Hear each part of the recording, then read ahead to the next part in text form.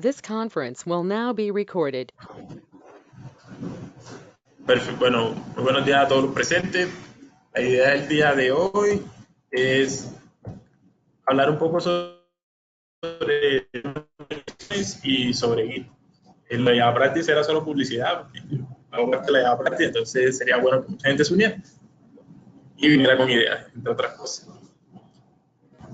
Ok, ¿qué es control de versiones y por qué debería importar?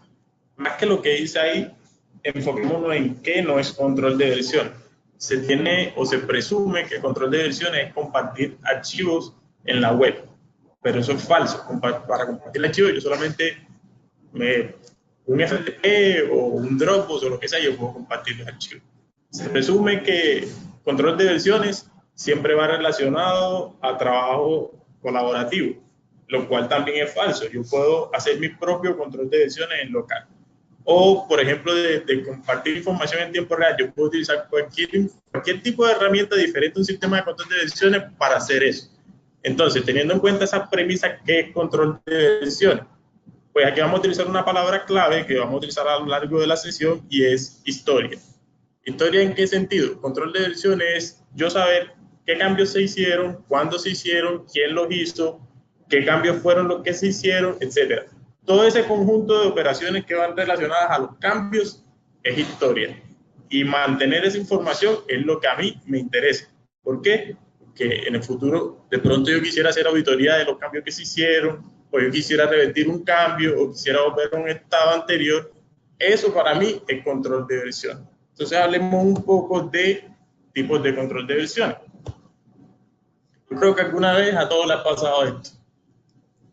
Proyecto final este sí, proyecto final este sí, sí es, lo prometo, este es el final, etc. Eso, aunque no lo crean, es un tipo de control de versiones y se llama control de versiones local. Lo que se hace es tener copias de diferentes, o sea, del mismo archivo, diferentes copias con unos cambios X o Y para diferenciar lo cual es el uno del otro. Esta es la forma rústica, la que todos estamos acostumbrados a emplear en algún momento de nuestra vida. Sin embargo, hay herramientas más sofisticadas, como por ejemplo Microsoft Word, que permiten hacer control de versiones sobre el mismo archivo. Y él, dentro de su XML de formación, guarda las diferentes versiones de todos los cambios que yo estoy haciendo. Digamos que a nivel de nosotros, a nivel empresarial, no utilizamos este tipo de control de versiones, pero si utilizamos al menos alguna vez sistemas de control de versiones centralizados, dígase CDN, CDS, TFS. ¿En qué consiste eso? ¿Recuerdan la historia? Bueno, esa historia está centralizada en un servidor ubicado en un sitio diferente a mi computador. Y para yo acceder a esa historia, siempre tengo que tener una conexión directa con ese servidor. ¿Qué pasa si se cae la conexión? Pues en ese momento yo dejo de tener información de la historia. Este tipo de sistema de control de versiones es el distribuido. El distribuido es diferente. Lo que se quiere con el distribuido es que esa historia que a mí me interesa esté en todos los sitios que estén trabajando en conjunto. Eso quiere decir que todos los sitios son clientes y todos los sitios son servidores, de cierta forma. Claro, eso no quiere decir que esa historia se actualiza automáticamente. Yo tengo que tener la dedicación de mantenerme actualizando la historia con respecto a las diferentes versiones que yo quiero. Y toda esa historia se concentra en todos los diferentes puntos, tanto como yo quiero. Ejemplos de estos son Git, Mercurial, BitKeeper, entre otros. Ahora bien, ¿qué es Git? No sé si alguna vez han escuchado de Linus Torvalds. En la carrera, iniciando, a mí me enseñaron una frase que a mí me marcó y era: ¿para qué reinventar la rueda? ¿Cierto? Resulta que Linus Torvalds como que tiene cierto prejuicio contra esa frase, porque el man comenzó trabajando con un sistema operativo que se llamaba Minix y dijo, no me gusta, y se creó su propio sistema operativo.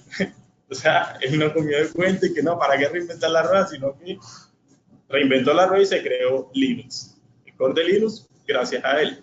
Y cualquier día, mencionando Linux, en una herramienta que se llama BitKeeper, él dijo, no, este sistema de control de versiones no me gusta, y se creó Git.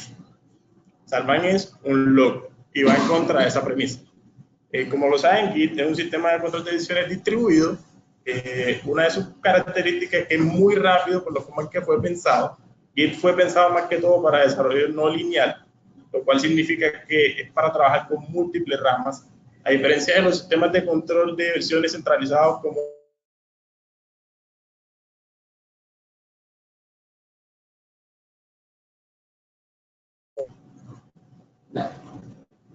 a diferencia de esos sistemas de control de versiones, no hay que tener miedo de trabajar con múltiples ramas. ¿Por qué teníamos miedo allá? Porque hacer una nueva rama implicaba que era una copia del proyecto, entonces mi servidor centralizado se crecía exponencialmente, llegaba a un punto en que ya me tocaba meterle más discos al servidor para yo poder mantener el proyecto en ese punto. Acá no funciona así. Más adelante explicaremos por qué. Esa misma versatilidad le da la capacidad de mantener proyectos enormes. Hoy día el proyecto más grande que se mantiene sobre Git es Linux. Y eso a diario mueren miles de RAM. Y los repositorios son supremamente livianos, porque ya no tenemos esa copia constante de archivos. Veamos una comparativa de Git versus los otros.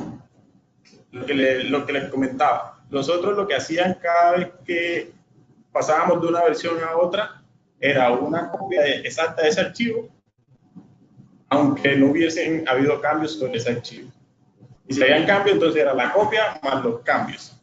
Digamos que esos archivos se mantenían a lo largo de todo el tiempo, entonces devolverme de una versión era buscar dentro de ese sistema de archivos, cuál era el que necesitaba y traerlo al presente. Y en muy cortos periodos de tiempo eso se volvía muy pesado. Me acuerdo que una vez yo trabajé en un proyecto, nos dieron por ahí unos 20 gigas de capacidad para el repositorio y al mes ya estábamos requiriendo más capacidad en el repositorio. Y después se volvió una cosa constante que cada 15 días necesitamos más espacio, necesitamos más espacio. Y llegó un momento en que eso pesaba gigas de los gigas de los gigas y en el computador pesaba unos cuantos megas y nosotros nos preguntamos, ¿pero por qué?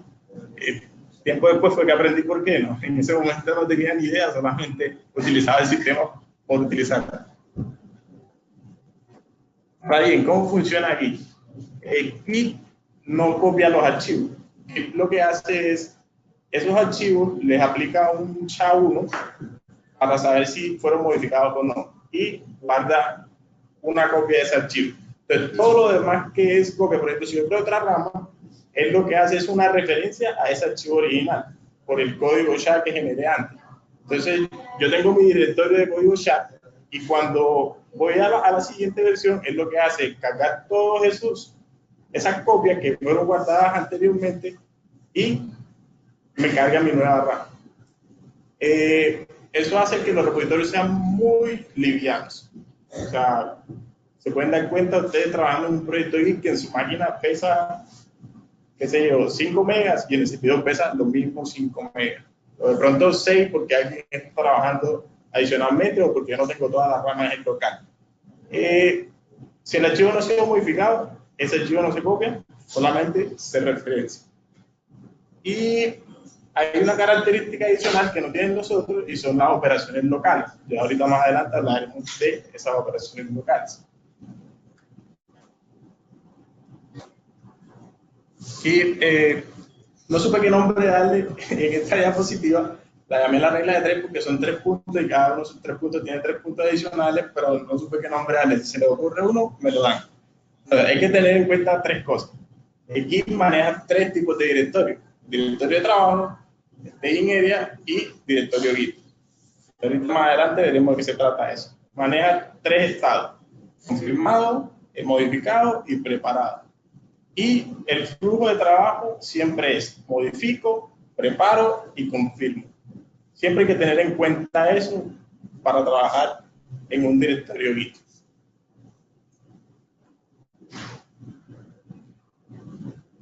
Ahora bien, hablemos un poco de la verbosidad.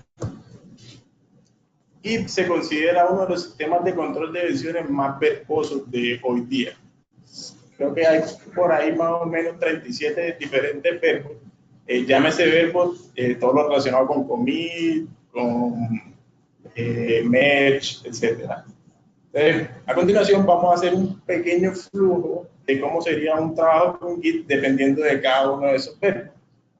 Entonces, comenzamos con el directorio de trabajo. ¿Qué es el directorio de trabajo? El directorio de trabajo es la carpeta física que yo tengo para trabajar.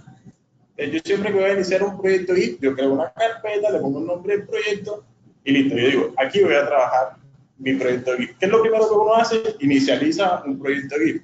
Entonces ahí viene el primer verbo. ¿Cuál es el primer verbo? Init. Cuando yo doy init, se crean otros dos directorios. Se crea el staging area, que es el de la mitad, y se crea el git directory. Que es el git directory donde se mantiene toda la historia de mi repositorio. Es decir, ahí van a estar todos los cambios, quién hizo los cambios, cuándo los hicieron, qué cambios hicieron, etc. Las ramas van a estar ahí, los tags van a estar ahí, y todo eso. Entonces, se crean los tres directorios y se crea mi línea base. En este caso se llama master. Si de pronto no han trabajado nunca con Git, en los otros se les llama tron, que es la misma línea base de trabajo. Ok, entonces, ¿qué pasa cuando yo empiezo a trabajar? Yo creo un archivo y el archivo me aparece para cambiar. ¿Cómo se llama eso? Está bajo seguimiento. Cuando yo modifico un archivo y el archivo no ha pasado a ninguno de esos siguientes directorios, está bajo seguimiento. El archivo está puesto con unos cambios. ¿Qué hago yo para confirmar esos cambios? Lo primero que tengo que hacer es un add. ¿El add qué hace? El add, digamos que es un poco... Cuando uno hace la transición entre sistemas de control de versiones centralizados a Git y ve el add, uno pregunta, ¿y ese add para qué? Porque uno dice, yo hago un commit directo y listo, sale para pintura. Entonces, ¿cuándo utilizo yo el add? Resulta que yo tengo que hacer 5 cambios en un archivo. Y como norma de mi proyecto, yo tengo que al final del día, yo tengo que comprometer los cambios en el servidor. ¿Cierto? Y yo al final del día solamente terminé 3 cambios de ese archivo y uno quedó a la mitad. ¿Qué pasaría en un sistema de control de versiones descentralizado? Que cuando yo haga el commit al final del día, ese archivo va a quedar corrupto porque el cambio quedó a la mitad. Entonces, ¿cuál es la función del add? Yo cojo, empiezo mi primer cambio, lo finalizo, doy add. Y ahí estoy preconfirmando ese cambio. Segundo cambio, lo finalizo, doy add. Tercer cambio, lo finalizo, add. Cuarto cambio, uy, se acabó el día, lo dejé a la mitad, no doy add, sino que doy commit. Y los 3 cambios que hice antes quedaron confirmados. El cuarto quedó excluido. Entonces no dejo el archivo corrupto expuesto en mi historia o posteriormente en mi servidor. Entonces viene el tercer verbo, que es commit. ¿Qué hace el commit? El commit pasa del staging area al directorio Git. O sea, los archivos que yo tenía preconfirmados pasan a ser confirmados en mi historia y el estado cambia, ya no está bajo seguimiento, ya está sin seguimiento porque ya el archivo lo tengo en mi directorio Git. Entonces, ¿cuándo está bajo seguimiento? Cuando yo lo modifico. Si ya la modificación fue confirmada, ya el archivo está sin seguimiento y está en mi directorio Git. Pero ojo, que todas estas operaciones son en local. Aquí todavía no hemos tocado el ambiente remoto. Entonces, ¿cómo nos comunicamos con el lado remoto? Digamos que ya yo quiero pasar la información al servidor. Entonces, yo ahí utilizo el siguiente verbo, que es push.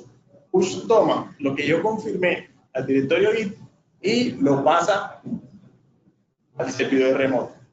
En ese momento yo finalicé mi día. Ya hice mis cambios, los confirmé y los dejé ahí para que todo el mundo vea qué fue lo que yo hice. Resulta que yo estoy trabajando en una rama y Miguel está trabajando en la misma rama, pero él todavía no tiene mis cambios. Entonces él me pregunta, hey Manuel, ¿ya subiste los cambios? Sí, ya los subí. Ah, ok, listo, yo voy a obtener esos cambios. ¿Cómo obtengo yo esos cambios? Entonces ahí viene el siguiente verbo. Y es pull. Pull lo que hace es tomar los cambios de una rama remota y traerlos a mi rama local. Él tiene un merge implícito, entonces es simplemente cuestión de saber que no modifiqué los mismos archivos y en caso de que los modifique, corregir los conflictos que se puedan presentar. Ahora bien, resulta que Miguel decidió crear y yo tengo que hacer unos cambios sobre esa rama. Pero esa rama todavía no existe en mi local, todavía no existe en mi historia. Esa rama la creó por allá, él la confirmó, la subió, pero esa rama yo no la tengo en local. Entonces, ¿qué tengo que hacer en ese momento para obtener esa información de esa rama? Utilizo un fetch. Al hacer un fetch, yo me traigo toda la historia que esté en el remoto al cual yo esté apuntando. Pero ojo, que ahí no finaliza. Yo todavía sigo parado en la rama anterior. Yo tengo que colocarme en la rama de él para trabajar sobre la rama de él. ¿Qué tengo que hacer ahí? Un checkout. En el momento que hago un checkout, yo me coloco en la rama de trabajo que quiero estar, hago los cambios y es el mismo proceso. Digamos que estos son los verbos más básicos que se pueden utilizar dentro de Git. Cada uno de esos verbos tiene una contraparte. Así como yo hice hacia adelante la operación, o sea, fui configurando los pasos, yo puedo revertir cada uno de los pasos. Y hay otros verbos adicionales que se pueden utilizar para otras cosas. Otro de los comunes que se utilizan es que si existe un repositorio remoto, yo hago clon, lo traigo a mi local y lo tengo funcionando. Ahora bien, todo lo que se debe tener en cuenta aquí es que esos verbos no fueron creados adrede porque sí. Esos verbos fueron creados con una intención para el trabajo con múltiples ramas. ¿Qué pasa? Fue muy notable que en el tipo de trabajo anterior se obtenían muchos conflictos al trabajar diferentes personas en un proyecto. Entonces, cada uno de ellos cumple una función. Siento que la charla se fue rápido. Porque este es el último tema, sí. Se fue rápido. Okay, lo último es la ramificación. Como les dije, Git fue pensado para desarrollo no lineal. Eso significa crear ramas, tantas ramas como sea posible. Y trabajar en las diferentes ramas. Y al final hacer un merge de las ramas que yo necesito. Una metodología de trabajo más comúnmente utilizada es crear ramas por tareas y por individuos, cosa que cada quien esté concentrado en lo suyo y en un momento final, donde ya lo que yo estoy haciendo esté listo, mezclar todo ese trabajo en una rama, ya sea un develop branch o un release branch, etc.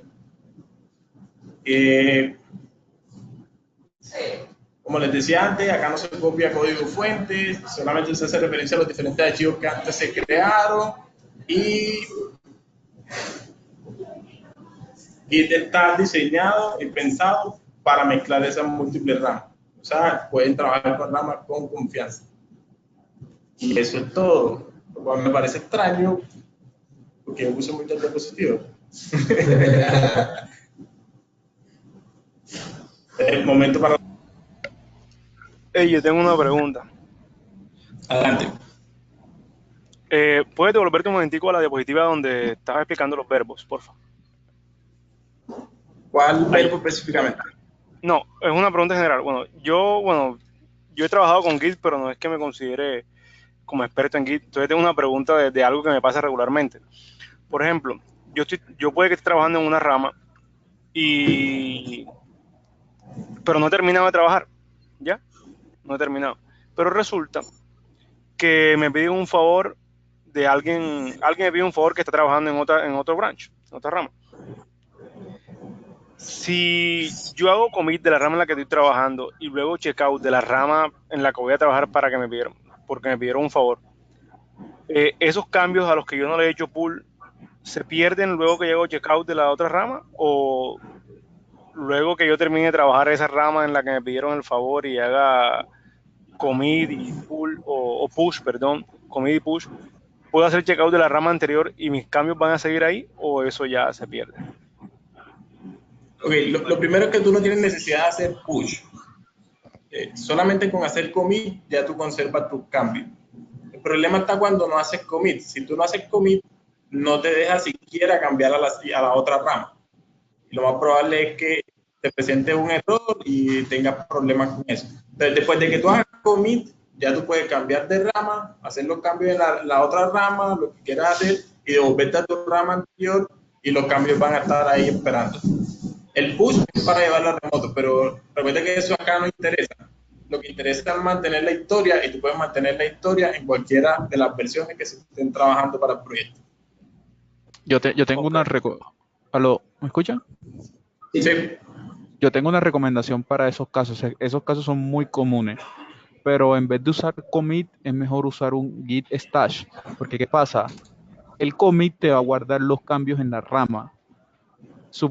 Digamos que tú esos cambios, o sea, tú guárdate los cambios momentáneamente, pero tú en realidad no querías esos cambios. Entonces el commit lo que te hace es que te va a guardar esos cambios en la rama. Para esos casos en especial que ocurre mucho que nos queremos cambiar de rama, pero no estamos seguros si hacerle los cambios como tal, hacemos un comando que se llama git stash. El git stash es que nos guarda esos cambios momentáneamente, nos cambiamos de rama y así queremos recuperar esos cambios en la rama en que estábamos, nos devolvemos a nuestra rama y le damos git, creo que es git pop, git stash pop. Creo que ese comando es mucho mejor para esos casos que hacer un commit, porque ya un commit ya es cuando ya vamos a subir los cambios como tal o a permanecerlo. Sí, no. Recuerda que todos los verbos tienen una contraparte. Entonces tú puedes hacer el commit y revertir ese último commit y dejarlo todo bajo seguimiento. Entonces no habría problema. Sí, claro, pero la diferencia, ahí está la diferencia. La diferencia es que te toca revertirlo y vas a perder los cambios, pero tú no quieres, tú quieres permanecer los cambios. Si reviertes sí, antes del commit. Esa es la diferencia. Recuerda que son tres directorios. Recuerda que son tres directorios. Working Directory, Staging Area y Git Directory. Cuando tú haces commit, están en el Git Directory. Si tú haces una reversión del commit, ellos pasan al Word Directory. No se pierden de tu proyecto. O sea, simplemente tú sigues modificando y luego decides si haces commit o no, o si reviertes los cambios que hiciste y te quedas como estabas. De pronto la diferencia es que en el historial sí queda que se... La diferencia es que queda en el historial y queda un historial sucio, ¿verdad? Porque haces commit y reverse y commit y reverse, entonces queda un historial sucio y poco claro. Eso sí, pero ¿sería un historial sucio o de pronto es un historial que yo quisiera conocer a futuro? Aquí yo tengo un comentario. Depende mucho de lo que yo quiera. Sí, depende mucho. E igual también puedes hacer luego, en caso de que quieras mantener el historial limpio, un commit amén y una vez retomes el trabajo puedes hacerle amén a ese commit y quedaría como si nunca hubieras hecho el primer commit, si es un work in progress o algo así.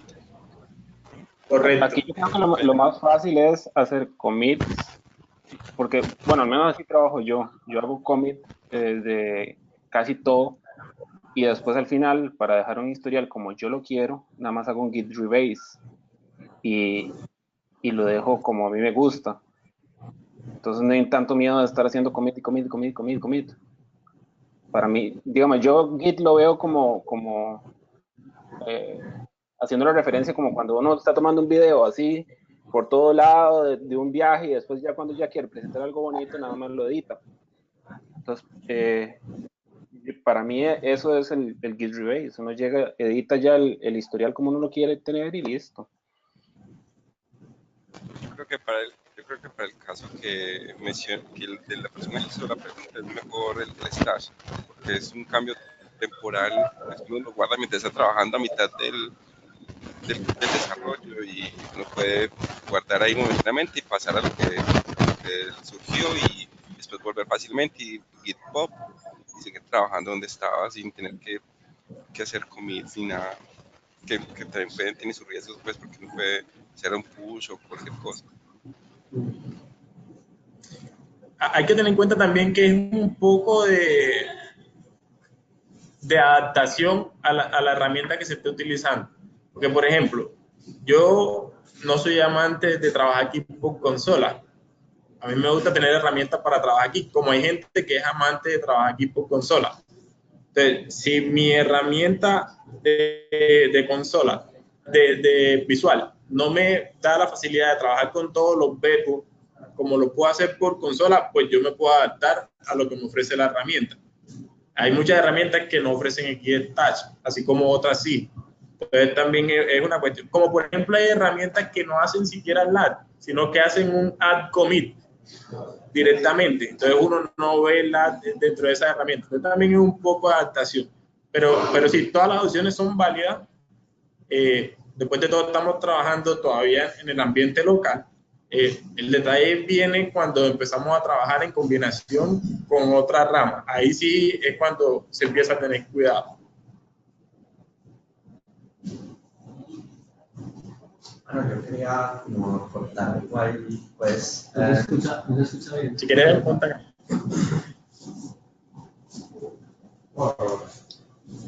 Yo quería compartir algo que nos pasa especialmente pues, en el equipo mío. Algo que nos estaba pasando al principio es que nosotros implementamos ciertas políticas. Una de las políticas es que todos creamos una rama, ¿cierto?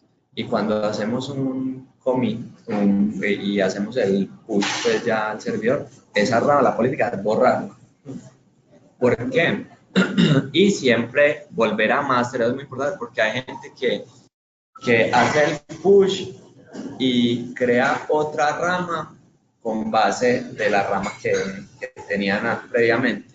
Entonces esto al final crea un conflicto cuando yo voy a hacer un push después a master. Entonces ahí lo que nosotros hacemos es borrar esa rama, la primera con la que hicimos el push, pasarnos a master siempre, coger y siempre tener en cuenta que hay que crear las ramas desde master local. Eso es algo muy importante porque si no se van a crear conflictos más adelante muy tremendos. Entonces, tener eso como en cuenta. Sí. Es lo que nos pasó allá en el... Bueno, hay un detalle que eso depende del modelo de versionamiento que se defina para el equipo. Y de las políticas que cada equipo tenga. Correcto. Porque hay muchos equipos que master es una rama que no se toca. Se crea otra rama, develop, por ejemplo, y tú trabajas todo sobre develop. O hay equipos que hacen ramas por sprint, por desarrollador, como hay equipos que hacen ramas por tarea, por desarrollador. Y, o sea, depende del modelo de versionamiento que tú manejes para que crees esas políticas y que la gente las siga. En Internet podemos encontrar muchos tipos de modelos que podemos utilizar y dependiendo del tamaño y la cantidad de gente que participa en el proyecto, también hay muchos modelos que son interesantes. Entonces sería bueno también que de pronto tengan la oportunidad de repasar cómo trabaja la gente en sus proyectos, ya que hay muchas comunidades open source también, cómo están trabajando ellos, qué sistema está. Por ejemplo, hay gente que hay un proyecto que tiene versiones por cliente. Y entonces en cada versión por cliente hay un grupo de desarrolladores, entonces se mantiene la master, que es la original hasta cierto punto, la versión por cliente que tiene las diferentes variaciones, cada una de las ramas por desarrollar. Entonces depende también de la magnitud del proyecto, del problema, depende de muchas cosas, pero lo bueno es que ya hay gente que hizo eso. Y entonces sería bueno revisar qué hicieron esas personas y por qué no trabajaran así.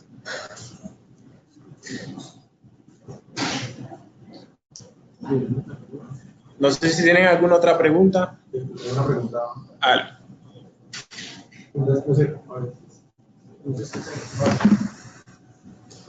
Bueno, mi pregunta básicamente es, no sé, a veces me pasa que, bueno, digamos que yo tengo la versión de mi Bash en local y, no sé, porque corrí alguna herramienta o alguna cosa, digamos que queda como corrupto el proyecto, entonces digamos que ya no lo puedo ejecutar, pero yo sé, digamos, que esa rama está correcta. Cuando yo voy a mirar, digamos, en Git, me dice que estoy sincronizado con los cambios. Entonces, digamos, que usualmente lo que me ha tocado hacer es borrar la rama y volver a hacer el clon totalmente.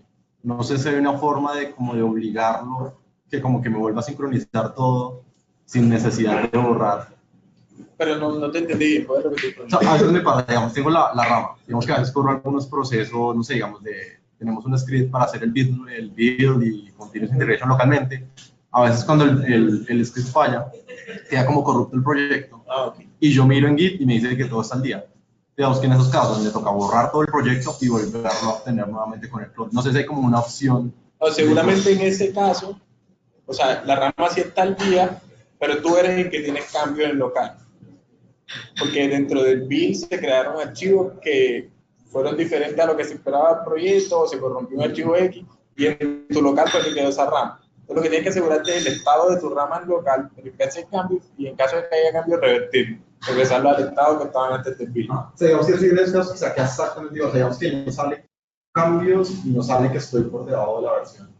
Uy, ahí sí habría que ver. Entonces, digamos que en esos casos lo que toca hacer es borrarlo y... Sí, yo quiero comentar que he tenido el mismo problema que Fred y también la misma solución. A veces me ha funcionado borrar el archivo del historial, creo que se llama git init, ¿cierto? El ignore. El git, en el apunto git, que está como oculta, ahí dentro hay un archivo que tiene como todo el historial. Ese es el git.init, no, git. Hay varios. No me acuerdo, el más grande que es el que tiene. Yo borro ese archivo y lanzo el comando git init o con git reset y también a veces me funciona. Esa es como la única manera que he encontrado de solucionar ese problema que menciona Frederick sin tener que borrar el branch y volverlo a descargar.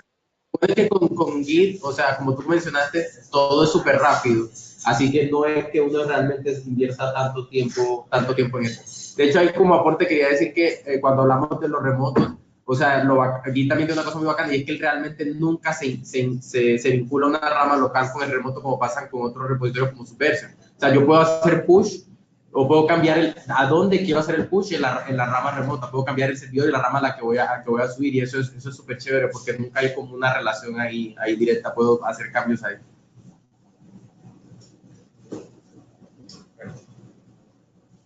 Muchachos, ¿alguna otra pregunta?